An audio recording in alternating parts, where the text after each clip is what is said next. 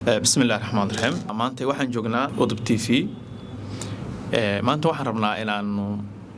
yare aanu bal dib u milicsano ereyga la yiraahdo sodoho ereyga la yiraahdo sodoho waayahan dambe dumarku waa ka qeylshona waxay yiraahdeen waxa laga bedelo waana dhibay لكن أرجع صدقه أري بدل ما يما أنا وأري دقنا وحنا مركي دقنك يهدها يعادة وصدح دونه وصدح عن كل حرين الصلاحان أنه مركا بن سومالي ده حاله قتري قوميدها ما دتك أما بأدى ولي يكون ضم بيده يهدها يدقنك أرجع مركا صدقه سي أي صندوق قريب سن جيلك حلقة هذا أي نول هاي نلان نولو أرجعتوا أري مجوين وأري دخنك سومالي دقالي واه أرجع صدقه سيديسو والله ما أري إسسارن حلقة خرا مركانو نجوركي يا ماموسك أولها كوادا مركي لوجد فريستو يرد يا كباتي يوحي قبل هذا لقى قاتو ماما ده قبل دش قبل ولا دردار من شرتي وحي أورن شرتي وحتى يسا قري أنقرو جاهين حتى يسا قري أن هين قري قات كوسا بربارتي وحتى يسا قري أن دبع عدي يسا هذا قرنينين أو كوع عصب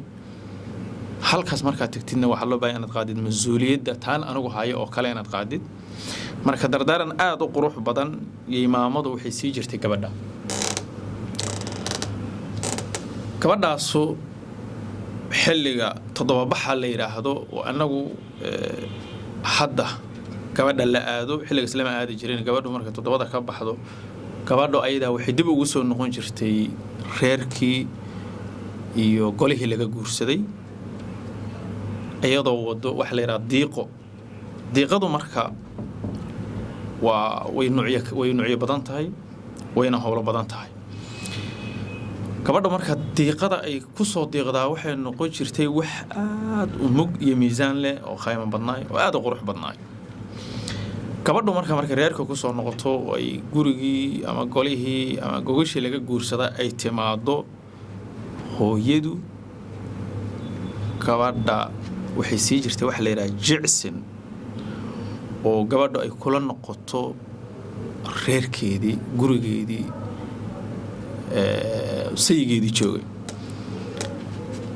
waa halkan aan rabee sodohdu waxay sameey jirtay ariga neefka ku jira gabadha inta loo qalo oo hilibka loo solo yaa waxa la sameey jiray hilibkaas solan oo jicsinka galo bil 2 bil 3 bil ilaa 6 bil gaarayo yaa loo sameey jiray hilibkaas marka waa hilib qalalan oo solan oo aad loo habeeyo maama farsamo yaqaan oo ay ku farayareysatay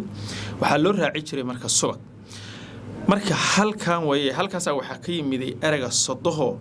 hilibku la solayo ereyga halkaas uu ka yimid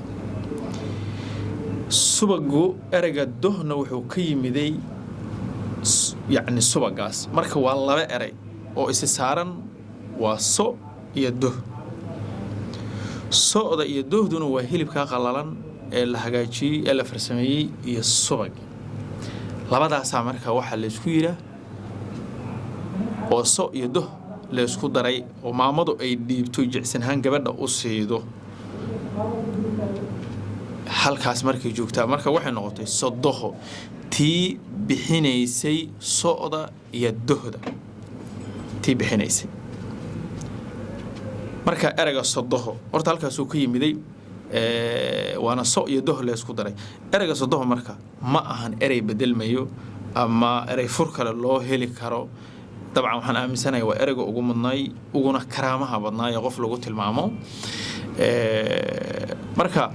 يعني جيلك iyo dhalinyarada iyo teamka waaga aan dhadhanka iyo dacaamka wanaagsan oo san leeyahay dhaqanka waxaan oran lahaa sodoho ma bedelmayso waliba sida dumarka marka waxaan rabaa erayga sodoho inuu qof walba hona dabcan geyga Soomaalidana biyad kasta iyo afguri kasta erayga sodoho waa wax laga siman yahay marka halkaas ayaan ku soo gabagabeynaa barnaamijka dhaqanka ee Udub TV